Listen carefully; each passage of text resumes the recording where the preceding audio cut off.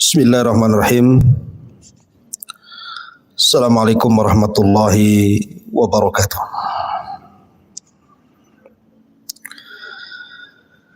Alhamdulillah wassalatu wassalamu ala Rasulillah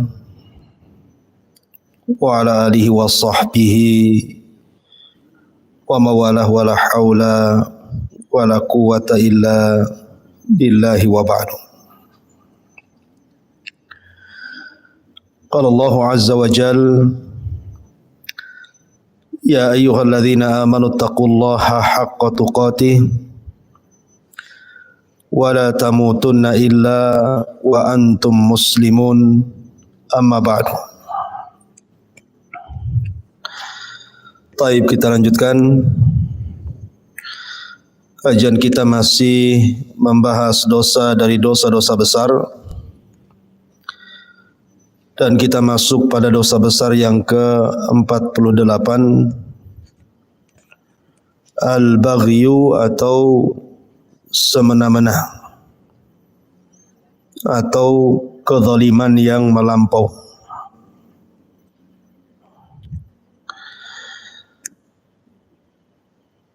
Di sini Allah Subhanahu wa taala berfirman dalam surah Asy-Syu'ara ayat 42, innamas sabilu 'alal ladzina yadhlimuna an-nasa wa yabghuna fil ardi bighairil haqq ulaika lahum adzabun alimun. Sesungguhnya kesalahan hanya ada pada orang-orang yang berbuat zalim kepada manusia dan melampaui batas di permukaan bumi tanpa ada hak yang dibenarkan. Maka mereka itulah yang akan mendapatkan siksa yang sangat pedih. Di sini Allah Subhanahu wa taala mengancam orang-orang yang melakukan kezaliman dan semena-mena bahwa mereka di akhirat akan mendapatkan azab yang pedih. Makanya kemudian Al-Imam Az-Zahabi memasukkan kezaliman atau perbuatan semena-mena ini bagian daripada kabair az-dzunub, dosa dari dosa-dosa besar. Karena definisi dosa besar itu setiap dosa yang ada ancaman di dunia dengan hudud dan dosa yang ada ancaman di akhirat dengan azab. Nah, di sini Allah Subhanahu wa taala mengancam para pelaku zalim dan orang yang melakukan semena-mena itu dengan azab yang sangat pedih di akhirat. Makanya Imam Zahabi memasukkan bab ini menjadi bab dari dosa-dosa besar yang ke-48. Ma'asyiral muslimat yang dimuliakan Allah Subhanahu wa taala. Kita tahu bahwa perbuatan semena-mena ataupun melakukan kezaliman kepada orang lain adalah akhlak yang sangat tercela. Karena kebalikan daripada hal tersebut adalah kita disuruh untuk merendahkan diri, tawadhu, tidak mudah menzalimi orang. Makanya di sini Allah Subhanahu wa taala disebutkan dalam sebuah hadis Nabi sallallahu alaihi wasallam, innallaha auha ilayya an tawadhu hatta la yabki ahadun ala ahad wa la yafkhara ahadun ala ahad. Sesungguhnya Allah telah mewahyukan kepadaku agar kalian saling merendah diri sehingga tidak ada seseorang yang berbuat aniaya terhadap orang lain, dan tidak ada seseorang yang menyombongkan diri dari orang lain. Karena orang yang melakukan perbuatan semena-mena ataupun kezaliman adalah menyelisihi dari akhlak yang diajarkan di dalam Islam, supaya kita merendahkan diri baik di hadapan Allah Subhanahu wa taala ataupun di depan manusia. Dan kita tahu kesudahan orang-orang yang melampaui batas atau orang yang melakukan semena-mena dan kezaliman itu dilihat dari sejarah. Kita ingat sebuah kisah yang terjadi pada umat sebelum Islam. Umatnya Nabi Allah Saleh alaihi salam, kaum Thamud. Allah Subhanahu wa taala mengisyaratkan di dalam Al-Quran, idzim ba'atha ashqaha faqala lahum Rasulullahi naqatallahi wa suqyaha fakadzabuhu faaqaruha fadhamdama alaihim rabbuhum bidhanbihim fasawwaha wa la yakhafu uqbaha. Jadi kaum Nabi Saleh ini, ketika Allah Subhanahu wa taala mengutus Nabi Allah Saleh kepada mereka, kaum Thamud, mereka meminta mukjizat kepada Nabi Allah Saleh dengan cara dikeluarkan unta bunting 10 bulan dari bebatuan. Maka Nabi Allah Saleh kemudian berdoa kepada Allah, maka dikabulkanlah mukjizat Nabi Allah Saleh, keluarlah unta bunting dari bebatuan yang ketika keluar langsung melahirkan, yang disebut dengan usyara. Kemudian Nabi Allah Saleh ketika itu memberitakan kepada kaum Thamud, jangan diganggu unta ini. Unta ini mukjizat dari Allah. Bahkan adanya unta ini akan menjadi nikmat bagi kaum Thamud. Makanya Nabi Allah Saleh mengatakan, hadhihi naqatun laha syirbun walakum syirbu yaumin ma'lum. Berikan unta ini minum, dan ketika unta ini minum, kalian jangan mengambil air dari sumber ini, tetapi kalian boleh mengambil air susu unta ini. Subhanallah, air susu untanya, mukjizat Nabi Allah Saleh ini, sanggup memberikan minum seluruh kabilah Thamud, padahal satu unta itu. Dan itu nikmat dari Allah Subhanahu wa taala. Mereka tidak mendapatkan air susu semudah itu. Jadi mereka kapanpun mengambil air susu unta Nabi Saleh, itu cukup untuk minum mereka dan pergi susu unta itu. Tetapi Nabi Saleh mengatakan, wala tamussuha bisu, tolong jangan ganggu. Kalian boleh mengambil air susunya, tapi jangan ganggu untanya. Sebab kalau diganggu, fayakhudakum adzabun yaumin azim, akan datang azab yang sangat besar yang akan datang kepada kalian. Tiba-tiba kemudian ada orang yang hasad kepada Nabi Allah Saleh. Seorang wanita hasad kepada Nabi Allah Saleh. Wanita ini punya anak perempuan yang cantik dan punya kekayaan yang banyak. Kemudian menawarkan siapa yang bisa membunuh unta Saleh, maka dia akan mendapatkan harta yang banyak dan boleh menikahi putrinya. Rupanya muncul orang yang sangat celaka, yang suka melakukan semena-mena dan kezaliman. Namanya Salif ibn Kidar, yang disabdakan Nabi SAW ketika bertanya kepada Ali radhiyallahu an, wahai Ali, tahukah orang yang paling celaka? Kata Ali radhiyallahu an, tidak tahu. Maka Rasul mengatakan orang yang paling celaka adalah orang yang membunuh unta Nabi Saleh, kemudian orang yang membunuh dirimu. Maksudnya Nabi SAW adalah Kidar ibn Salif yang membunuh unta Nabi Saleh alaihi salam. Maka kemudian Kidar ibn Salif ini membawa satu kawannya, kemudian mengincar unta Nabi Allah Saleh yang sedang minum.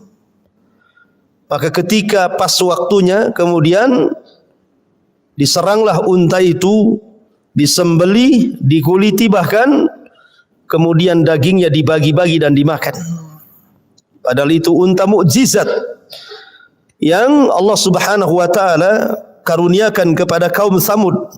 Tetapi kaum Samud mereka melampaui batas. Mereka melakukan kezaliman, mereka melakukan hal yang semena-mena, melewati batasan-batasan Allah Subhanahu wa taala, mengingkari nabinya. Maka apa yang terjadi? Idzim ba'asa ashqaha, ketika kaum Samud mengutus orang yang paling celaka dari mereka. Apa yang terjadi di ujung ayat? Wa fakadzabuhu faqaruha, mereka mendustakan Nabi Allah Saleh dan mereka menyembelih untanya. Fadzamdama alaihim rabbuhum bidzambihim fasawwaha. Dari situlah Allah Subhanahu wa taala akhirnya kemudian mengazab karena dosa mereka sudah menyembelih mukjizat yang Allah anugerahkan kepada kaum Samud berupa unta yang merupakan kebesaran Allah Subhanahu wa taala yang Allah tampakkan kepada kaum Samud. Itu akibat dari apa?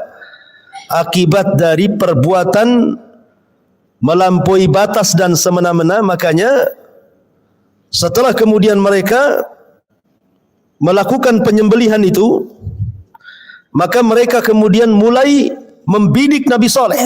Untanya sudah disembelih, kemudian anak untanya lari dan masuk lagi ke batu. Kemudian mereka mulai membidik siapa? Nabi Allah Saleh untuk dibunuh. Nah, itulah melampaui batas kan. Kemudian Nabi Saleh pun disuruh untuk pergi menyelamatkan diri oleh Allah, maka datanglah azab kepada mereka. Hari pertama wajah mereka menguning, kemudian hari kedua memerah, hari ketiga menghitam. Kemudian Allah mengutus Jibril untuk berteriak dan membunuh seluruh kaum Samud. Itulah akibat daripada kesewenang-wenangan, kezaliman yang dilakukan oleh Kidar ibn Salif dan orang-orang yang bersamanya. Ini satu kisah ya, bahwa bagaimana Allah Subhanahu wa taala tidak akan membiarkan perbuatan semena-mena itu. Perbuatan zalim yang melampaui batas Allah tidak mungkin membiarkan. Makanya Allah Subhanahu wa taala berfirman, wala tahsabannallaha ghafilan amma ya'malu zalimun. Jangan sangka Allah itu membiarkan orang-orang yang melakukan kezaliman, tidak. Bahkan Allah Subhanahu wa taala akan membalasnya. Lihat Qarun. Qarun, ma'ruf Qarun. Siapa yang tidak kenal Qarun? Qarun ini ada yang mengatakan dia adalah kerabat daripada Nabi Musa alaihi salam. Bahkan dia pengikut Nabi Musa dari Bani Israel. Dia disebut Munawwir karena wajahnya terang dan suaranya indah ketika membaca Taurat. Ketika dia masih miskin, dia datang kepada Nabi Musa meminta doa agar Allah memberikan kekayaan. Musa pun mengajarkan doa. Akhirnya Qarun pun memahami Ismul Azam, nama-nama besar. Dengan nama-nama Ismul Azam itulah dia mendapatkan kekayaan dari Allah Subhanahu wa taala. Tetapi lambat laun kemudian Qarun justru memusuhi Nabi Musa. malah kemudian tidak mau menjalankan syariat Nabi Musa, bahkan menolak untuk membayar zakat. Makanya Allah Subhanahu wa taala katakan, kalla innal insana la yatgha an ra'ahu istaghna. Sekali-kali tidak manusia itu mudah melakukan semena-mena, melakukan kezaliman dan melampaui batas apabila Allah Subhanahu wa taala memberikan kecukupan kepadanya. Itulah Qarun. Suatu hari Qarun ini karena sudah sering menyakiti Nabi Musa, dia ingin mencelakakan Nabi Musa alaihi salatu wassalam dengan cara memfitnah Nabi Musa.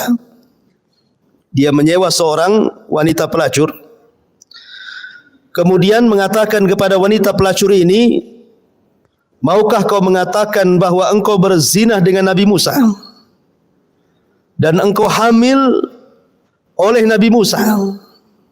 Katakan di hadapan manusia, aku akan beri imbalan sekian dan sekian. Akhirnya wanita ini setuju dan siap untuk memfitnah Nabi Musa dengan imbalan besar dari Qarun. Maka Qarun pun mengumpulkan orang. Akhirnya kemudian ketika berhadapan dengan Nabi Musa, Qarun mengisyaratkan kepada wanita itu, bicara. Tiba-tiba wanita itu terdiam, kemudian sesekali memandang Qarun, sesekali memandang Nabi Musa, tetapi tiba-tiba Allah Subhanahu wa taala menganugerahkan kepada wanita ini kelembutan. Kasihan ke Musa. Akhirnya kemudian dia tega untuk mengucapkan bahwa dia pernah berzina dengan Musa dan hamil oleh Musa. Tiba-tiba dia berbalik ucapannya dan mengatakan bahwa aku disuruh untuk memfitnah Nabi Musa dengan imbalan sekian dan sekian dari Qarun. Oh, marah Qarun. Dan marah pula Nabi Musa alaihi salam. Sama-sama marah. Qarun marah kepada wanita itu dan Musa marah kepada Qarun gara-gara hendak memfitnah dia di halayak manusia. Dari sini terjadi mula'anah. Qarun melaknat Nabi Musa, tetapi tidak mungkin seorang nabi dilaknat menjadi sebuah ijabah. Tetapi Musa melaknat Qarun menjadi sebuah kenyataan. Dia pun meminta kepada Allah Subhanahu wa taala untuk menundukkan bumi. Maka Allah izinkan agar Musa memerintahkan sesuatu ke bumi untuk menenggelamkan Fir'aun. Maka kemudian Musa pun memanggil bumi dan mengatakan, ya ardi ibla'i, wahai bumi telanlah Qarun dan seluruh kekayaannya. Apa yang terjadi? Allah Subhanahu wa taala isyaratkan dalam Al-Quran, fa khasafna bihi wa bidarihil arda. Kami tenggelamkan Qarun dan seluruh kekayaannya. Lihat bagaimana akibat dari baghi, kezaliman dan perbuatan semena-mena yang dilakukan Qarun menjadikan Allah azab Qarun. Maka di sini mu'alif rahimahullahu taala mencantumkan sebuah hadis, lau baga jabalun ala jabalin la ja'alallahu al-bagi minhu madakka.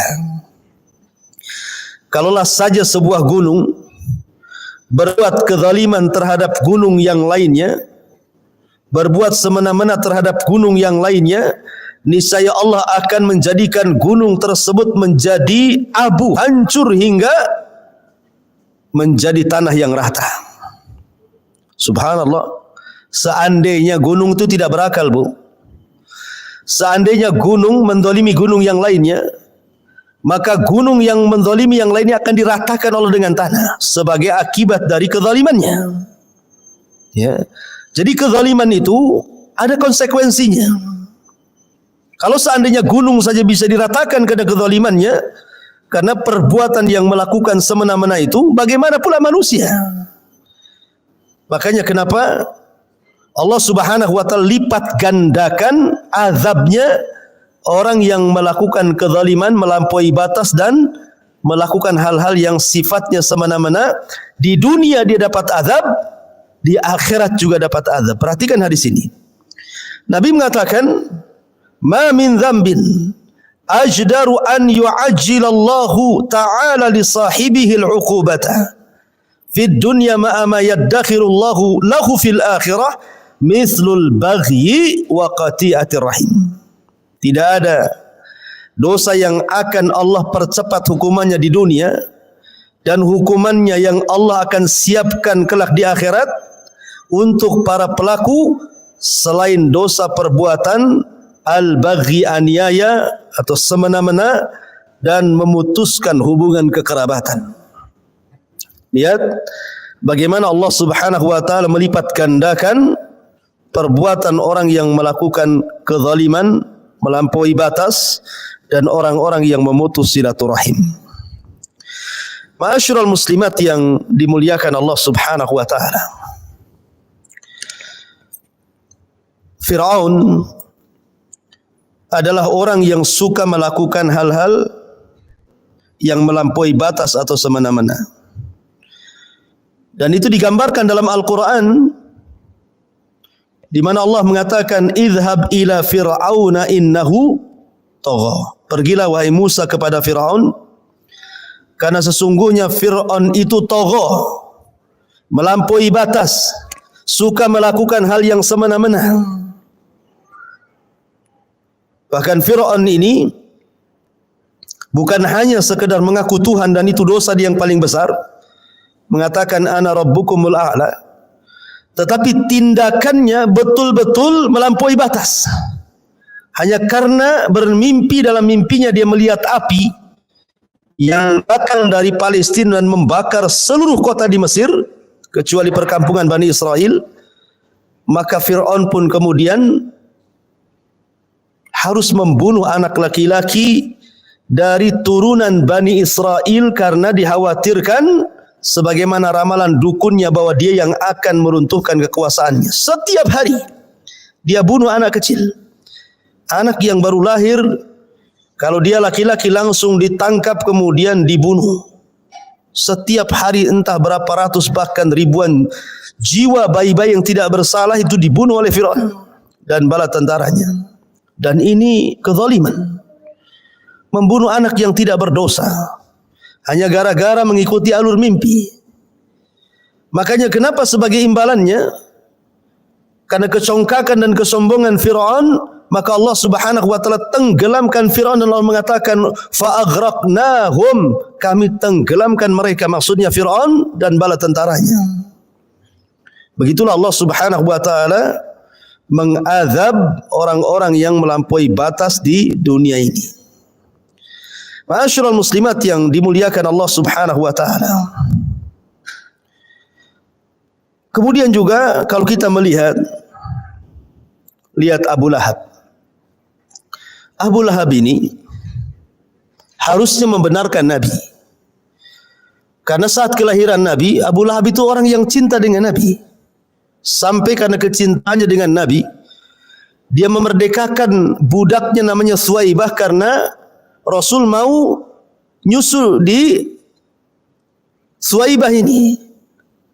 Jadi Suwaibah itu salah satu ibu susuan Nabi. Sampai dimerdekakan Abu Lahab. Bahkan ketika Nabi SAW punya anak perempuan namanya Ruqayyah dan juga Ummu Kulsum, Abu Lahab itu sampai menjodohkan dua putranya dengan dua putri Nabi. Tetapi ketika Nabi SAW kemudian diangkat menjadi Nabi dan mendakwahkan dakwah tauhid, orang yang pertama kali zalim kepada nabinya adalah Abu Lahab, melampaui batas. Karena mengganggu dakwah Rasul itu bukan hanya dengan ucapan, bahkan dengan perbuatan, bahkan dengan kekayaan, waktunya, bahkan istrinya pun kompak, bahkan anak-anaknya kompak untuk memusuhi Nabi SAW. Itulah perbuat mena-mena Abu Lahab. Makanya kenapa Allah Subhanahu wa taala turunkan ayat kepada Abu Lahab sebagai kutukan sampai kiamat dibangkitkan. Tabbat siyada Abi Lahabin wa tab. Ya. Celaka kedua tangan Abi Lahab dan celaka kedua tangan Abi Lahab. Ma'agna anhu maluhu wa ma kasab. Tidak akan manfaat harta dan kekayaannya. Saya selana rong zata lahab, dia akan dimasukkan ke neraka yang menyala-nyala. Wa imra'atu hammalatal hatab, termasuk juga istrinya, wanitanya Abi Lahab yang selalu membawa kayu bakar ke sana kemari. Fi jidha hablum min masad, juga sama lehernya akan dibalut dengan kalung yang terbuat dari api neraka. Artinya bahwa perbuatan zalim semena-mena itu tidak mungkin dibiarkan oleh Allah Subhanahu wa taala. Ingat Bu, ketika saya bercerita kepada ibu-ibu tentang kisah seorang preman yang dikisahkan oleh Imam Zahabi, Imam Az-Zahabi rahimahullahu ta'ala. Dan itu sudah lalu kita kisahnya karena juga dikisahkan dalam kitab Al-Kabair ini kan. Tentang seorang preman yang melakukan kezaliman kepada seorang nelayan. Ini kisah dikisahkan Imam Zahabi ini. Artinya kisah ini sudah ada di zaman pengarang kitab Al-Kabair ini, Imam Zahabi. Jadi seorang preman ini, dia sedang berjalan-jalan di tepi lautan. Tiba-tiba kemudian ada seorang nelayan yang baru sampai dari lautan dan mendapatkan satu ikan besar. Itu pun hanya untuk memenuhi kehidupan dirinya dan keluarganya serta anak-anaknya. Hanya dapat satu ikan besar. Kalau diambil, hari itu mereka tidak makan. Jadi preman ini mendatangi nelayan itu, tiba-tiba mengambil ikan itu. Dan mengancam kalau tidak diberikan ikan itu akan dibunuh. Karena lemahnya sang nelayan dan kuatnya sang preman, terpaksalah sang nelayan memberikan ikan itu kepada sang preman tadi. Kemudian sang preman pun dengan tanpa punya dosa, dia mengambil ikan sang nelayan, kemudian pulang. Di tengah jalan Allah buat ikan yang dipegangnya itu hidup.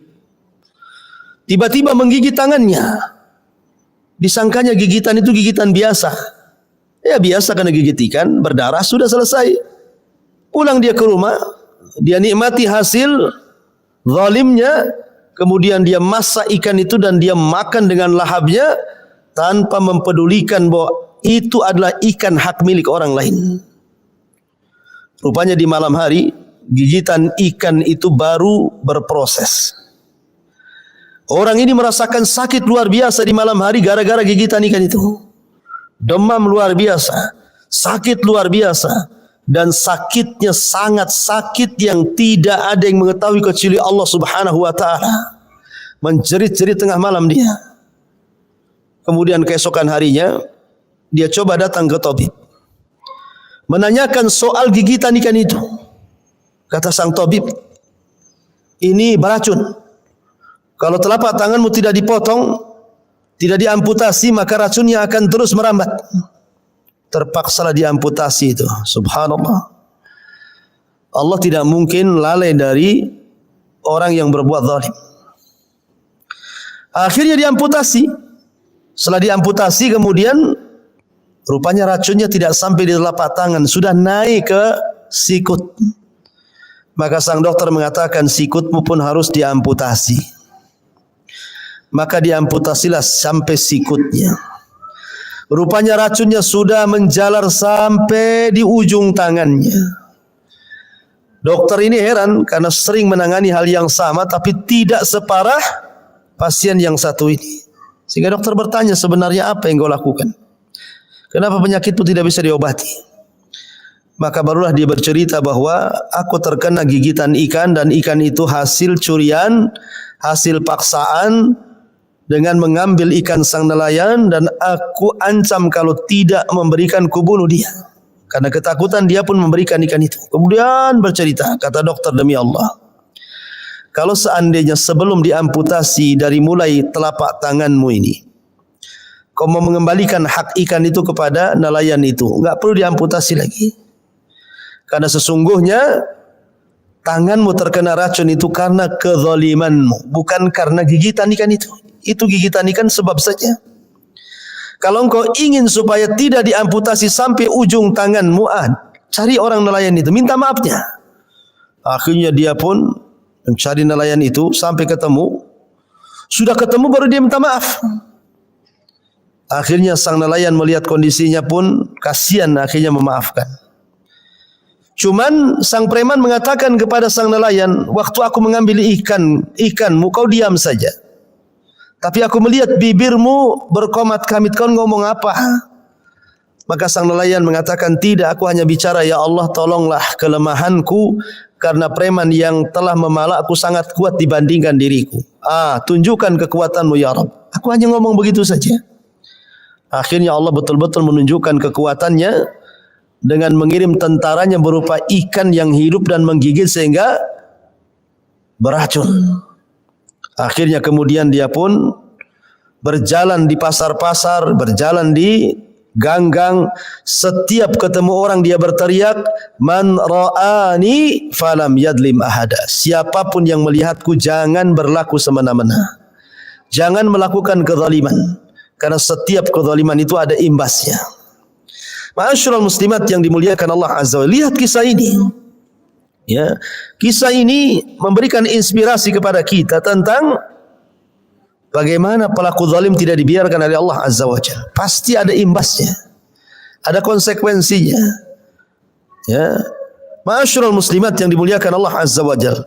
Nabi SAW mengatakan, laisa dzalika minal baghi, walakinal baghi batrul haq au qala safhul haq au ghamtun nasi.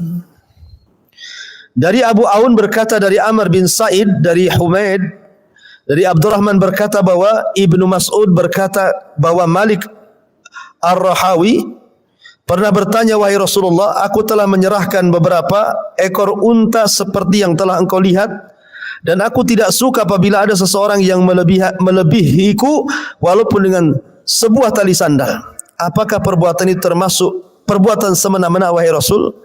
Maka Rasul mengatakan perbuatan itu tidak termasuk perbuatan semena-mena. Tetapi perbuatan semena-mena adalah meremehkan kebenaran, atau beliau bersabda merendahkan kebenaran dan meremehkan manusia. Meremehkan manusia artinya melakukan kezaliman.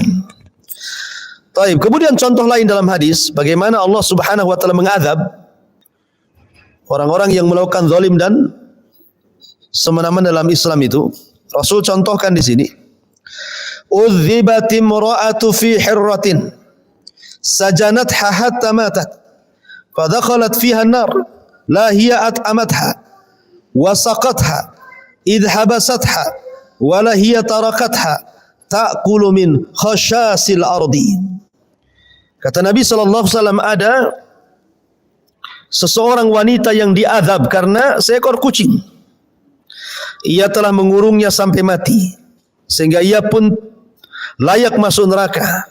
Ia tidak memberinya makan dan minum, dan justru ia terus mengurung kucing tersebut dan tidak memberi makan, sehingga kucing itu memakan serangga-serangga dinding. Muttafaqun alaih. Lihat di sini Nabi SAW mengatakan udzibatim ra'atu fi hirratin. Ada seorang wanita yang diazab dikarenakan seekor kucing. Kenapa wanita ini masuk neraka? Wanita ini masuk neraka bukan karena zalim. Maksudnya bukan karena membunuh manusia, bukan karena berjudi, bukan karena berzina, bukan karena yang lainnya, tapi karena zalim kepada binatang. Kalau zalim kepada binatang saja Allah menjadikan azab wanita ini, macam mana zalim kepada manusia?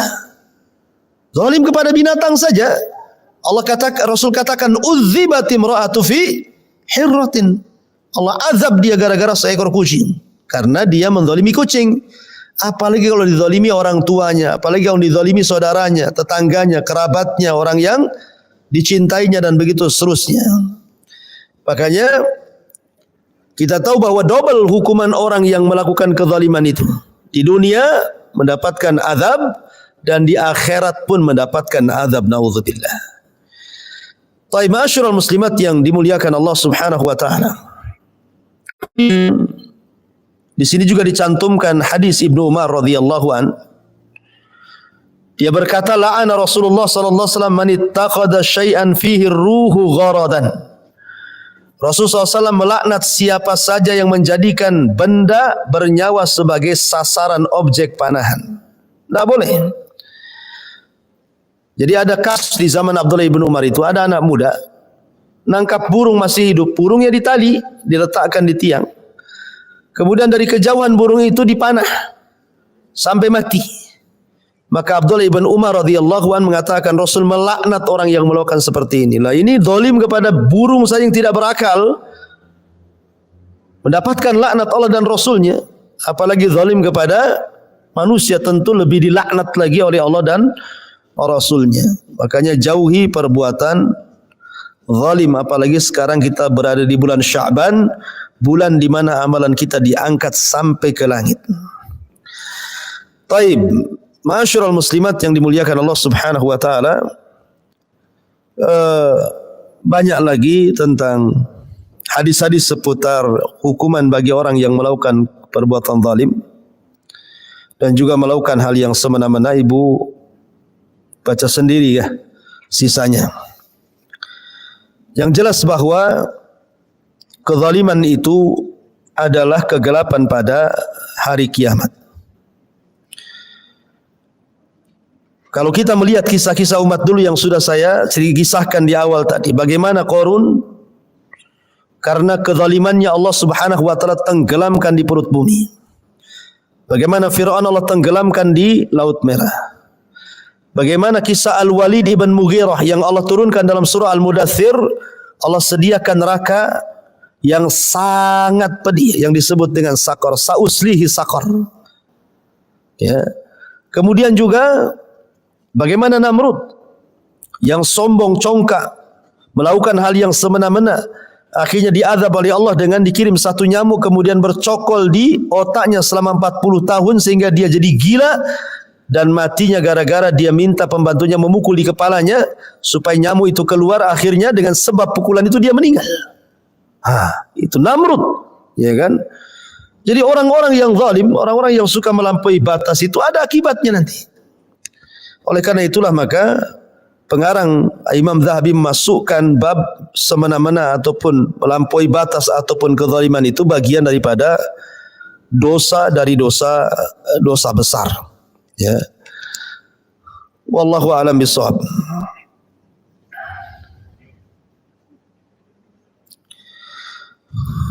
Taib. Di sini ada beberapa pertanyaan sebelum saya akhiri.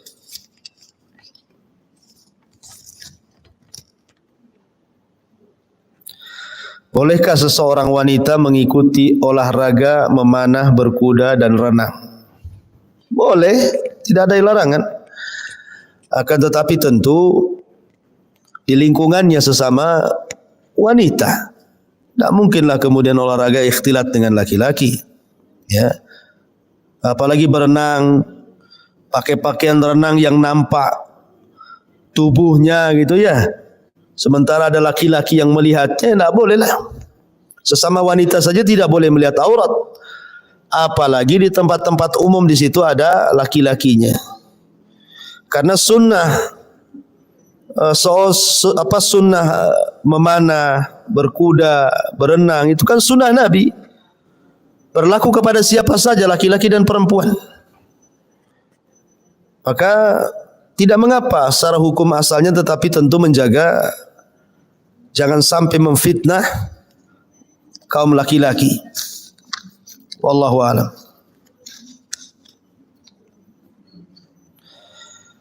Mohon nasihatnya Ustaz, bagaimana sebaiknya jika seseorang sedang melunasi KPR rumah dengan riba dan ingin bertobat dengan niat menjual rumahnya, tapi sampai sekarang belum laku, belum ada yang minat, qadarullah, dan jika ada yang minat suatu hari nanti, tapi suatu hari nanti tapi mau membeli KPR lagi lah. Mana ini? Mau jual KPR, mau beli KPR lagi. Salah tulisannya ya. Ini namanya keluar dari lubang buaya, masuk lubang harimau. Ya kalau seandainya seseorang sudah ada niat untuk keluar dari jeratan riba, itu sebuah hal yang baik. Ibu ingin meninggalkan sesuatu karena Allah, maka Allah mengatakan, wa man yattaqillaha yaj'al lahu makhraja. Barang siapa yang bertakwa kepada Allah, maka pasti suatu ketika Allah akan carikan jalan keluarnya. Dan Rasul mengatakan, man taraka syai'an awadallahu khairan min. Barang siapa yang meninggalkan sesuatu karena Allah, pasti Allah akan ganti sesuatu itu dengan yang jauh lebih baik lagi. Jadi kalau sudah ada niat, niatnya sudah bagus Bu. Niatnya saja sudah berpahala. Nah, tinggal usahanya sekarang. Kalau sampai sekarang belum ada yang beli, ya teruslah berdoa kepada Allah Azza wa Jal. Dan bayarlah KPR itu, jangan sampai telat supaya tidak ada penalti dan tidak ada riba. Sambil menunggu orang yang membeli rumah. Dan jangan mahal-mahal dijualnya. Ya. Yang penting kan niat ibu ini untuk supaya lepas dari riba kan, itu niatnya. Tapi kalau ingin dijual mahal-mahal dapat keuntungan, bukan itu alasannya. Nah, yang penting jual lah, mau balik modal pun jadilah kan itu ya. Yang penting lepas dari riba.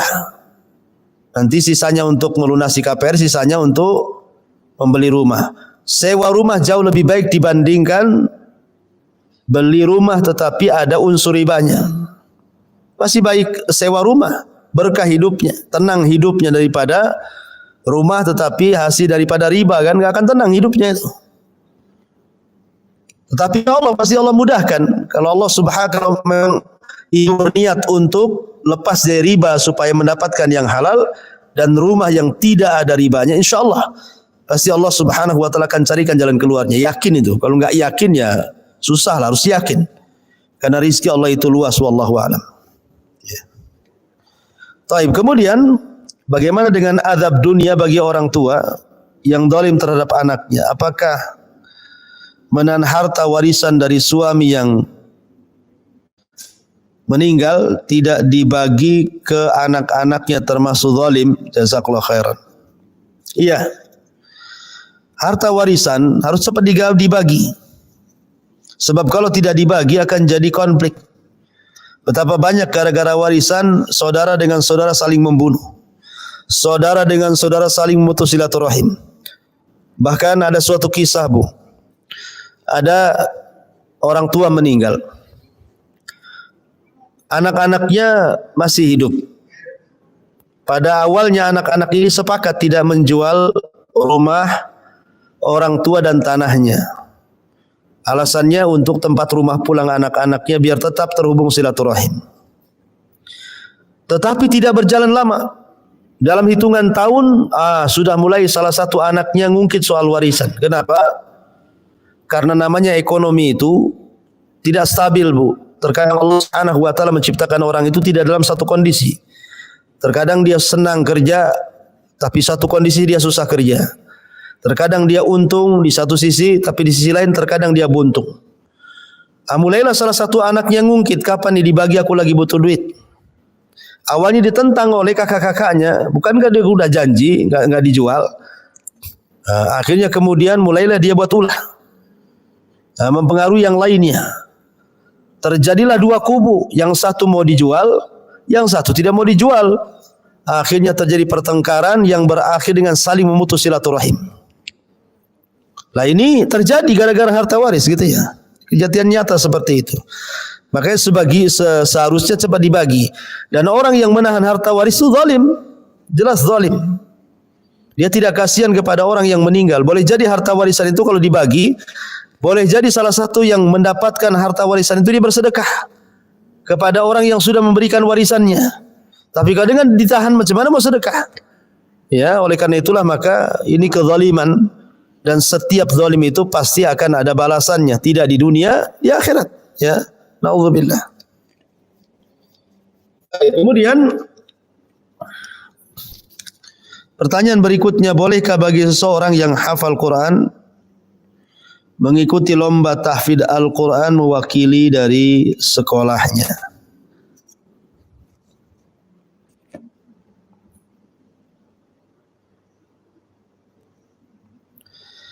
Wallahu a'lam. Ya, selama perlombaan itu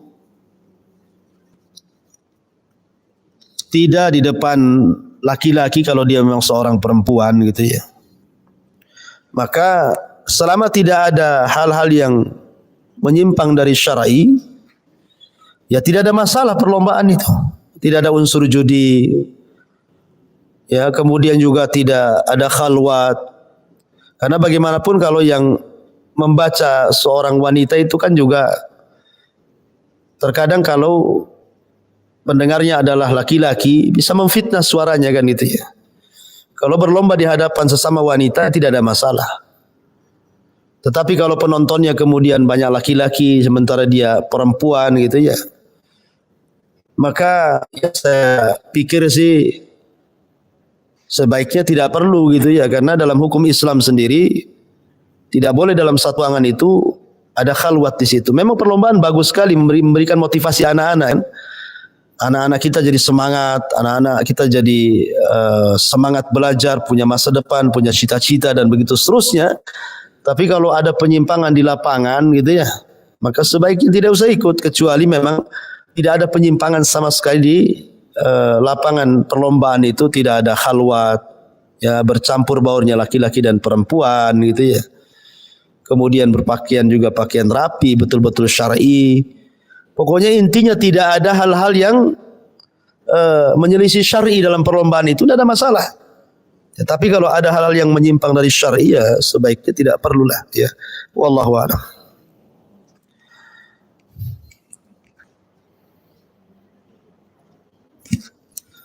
Taib, kalau tidak ada kita tutup. Subhanakallah bihamdika asyhadu an la ilaha illa anta astaghfiruka wa atubu ilaik. Allah ta'ala. Assalamualaikum warahmatullahi wabarakatuh.